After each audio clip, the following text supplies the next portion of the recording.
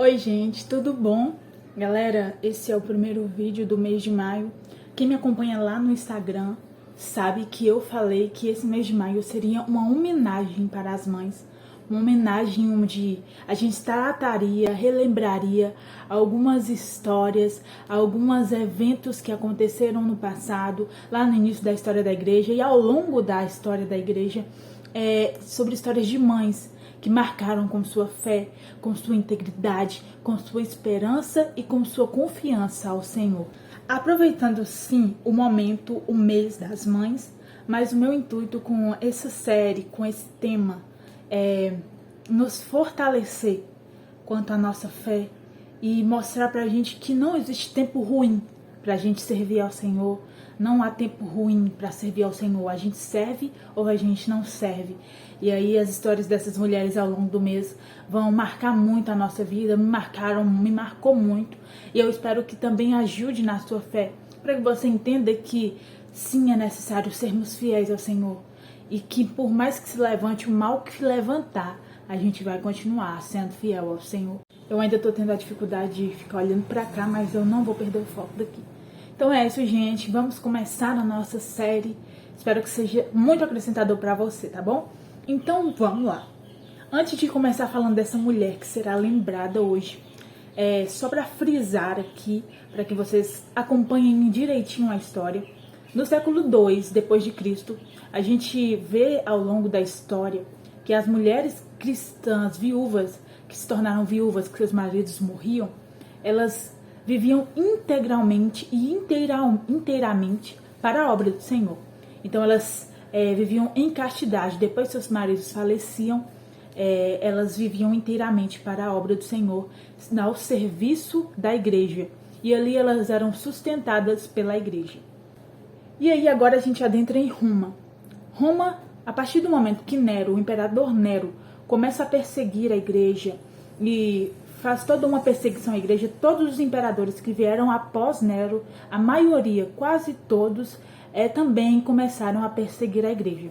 Aí a gente vai para o século II, entre o ano de 161 e 180, entre esses anos, entra o reinado do imperador Marco Aurélio.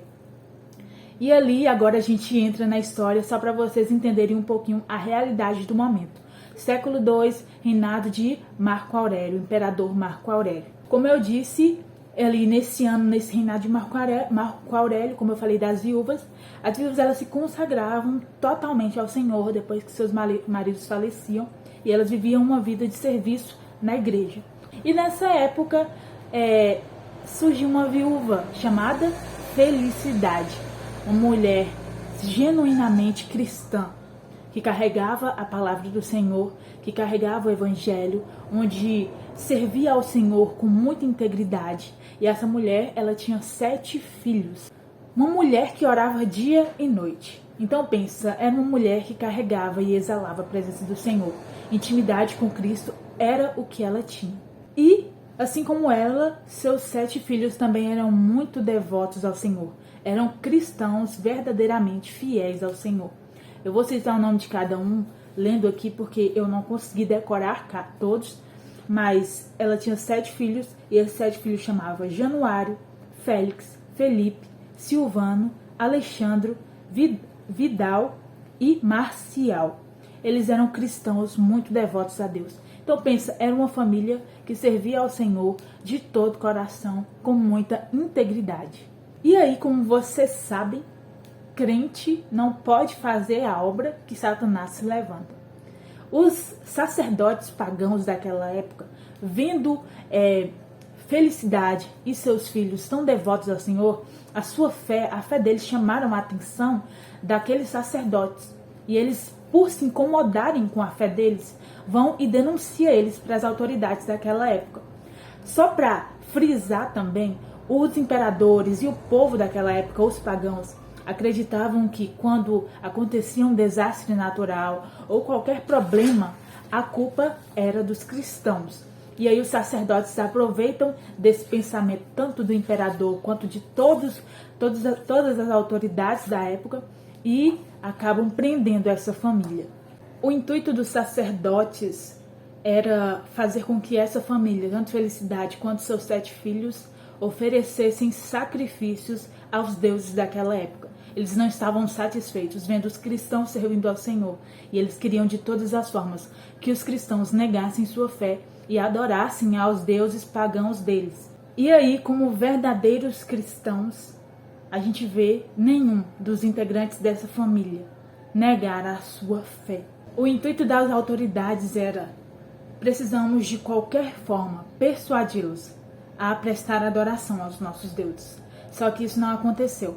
E aí a gente vai ver alguns relatos, principalmente da Felicidade, conversando com o prefeito daquela época, o Públio, e ali ele tenta usar palavras doces, tenta persuadir, entrar na mente de qualquer forma para que eles desistam da sua fé.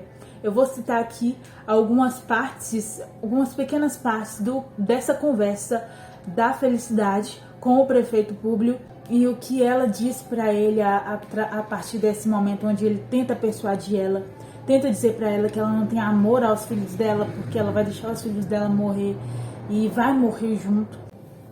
Ele usou palavras doces para convencê-la, mas depois, diante da firmeza da acusada, passou a ameaçá-la com torturas, ao que ela respondeu: nem as tuas palavras doces bastarão para mudar-me, nem as suas ameaças serão suficientes para apavorar-me, pois trago em meu peito Deus Todo-Poderoso, e sinto que Ele me fortifica, e não permitirá jamais que eu seja vencida, pois combato somente por sua glória.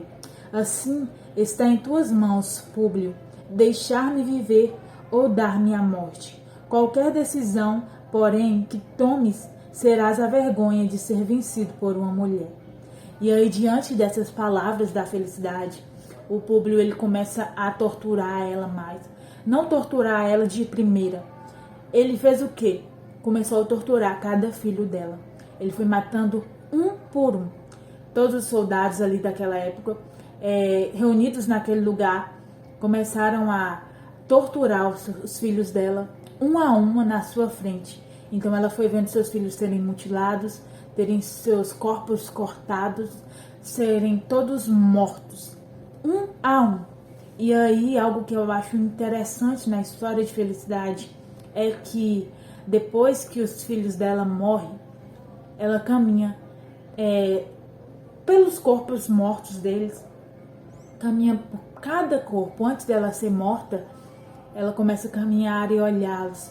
E ali na história fala que naquele momento ela sentiu mais felicidade do que quando viu eles deitados em seus berços.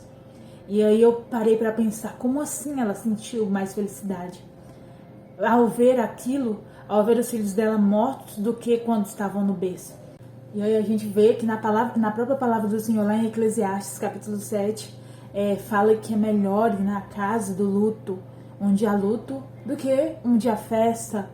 Só que acredito que a visão de Felicidade naquele momento não era do luto em si, a dor de ter perdido um filho. E a sua alegria naquele momento era de saber que os filhos dela tinham sido salvos e estavam num lugar melhor. Talvez quando cada filho nasceu, ela teve sim a felicidade, a alegria de ter os seus filhos em seus braços, de vê-los nascer. Mas, de verdade, ela não sabia o que eles se tornariam no futuro. E ali, no final da vida de cada um deles, ela pôde ver que o final deles foi servindo ao Senhor, foi dando a vida deles por amor a Cristo. E ela sabia que eles estavam em um lugar muito melhor. E aí, só para finalizar um pouco dessa história, eu queria comentar, ou ler, afinal ler, um comentário de Pedro Crisólogo, um bispo, que comentou sobre a felicidade, sobre o ato dessa mulher, sobre a sua coragem e sobre a sua fé. E aí ele diz assim: olhai para essa mãe, a quem a vida dos filhos enchia de ansiedade, e a quem a morte dos filhos devolveu a segurança. Feliz aquela cujos filhos serão na glória futura uma espécie de candelabro de 7 braços. Feliz dela, porque o mundo não pôde arrebatar-lhe nenhum daqueles que lhe pertenciam. No meio dos cadáveres mutilados e ensanguentados daquelas oferendas queridas, passava mais alegre do que antigamente ao lado dos seus berços, porque via com os olhos da fé uma palma em cada ferida, em cada suplício uma recompensa, e sobre cada vítima uma coroa. Pedro Crisólogo. Então, pessoal, é uma história linda de se ver. Quando a gente olha para a história dessa mulher, e é de fato de se admirar. Uma mãe forte, firme, que viu seus filhos morrerem e depois ela também foi morta, mas nunca negou a sua fé. Que a gente tire isso como exemplo para a nossa vida. Que a gente leve o exemplo dessa mulher de felicidade para a nossa vida. Traga em nossa mente sempre o exemplo dela e que possamos servir ao Senhor de todo o coração mesmo, sabe? Não aceitarmos as bandejas que o mundo nos oferece. Talvez vamos estar diante de bandejas que são muito boas à vista, mas melhor é a nossa fé. Melhor é sabermos e termos segurança em Deus e sabermos que nada vai nos tirar da presença dele, nem a morte, nem a vida. Porque muitas vezes o que acontece? Ao longo da vida a gente se perde do caminho. Então que você permaneça fiel. Que essa mulher, essa mãe que foi um exemplo e que é um exemplo até hoje pra gente, venha a cada dia ser lembrada e que os filhos dela também, que foram filhos fiéis ao Senhor, ela conseguiu ser fiel ao Senhor e conseguir levar os filhos dela a também serem fiéis ao Senhor. Que possamos sermos pais, sermos mães fiéis e levarmos nossos filhos a ser também fiéis ao Senhor. Então, galera, é esse o primeiro vídeo da série em especial ao Dia das Mães e que você possa ter sido abençoado, que essa história possa ter acrescentado um pouco mais na sua vida, que você nunca perca a sua fé, que você nunca perca e nunca desanime por nada mesmo. Então é isso, gente.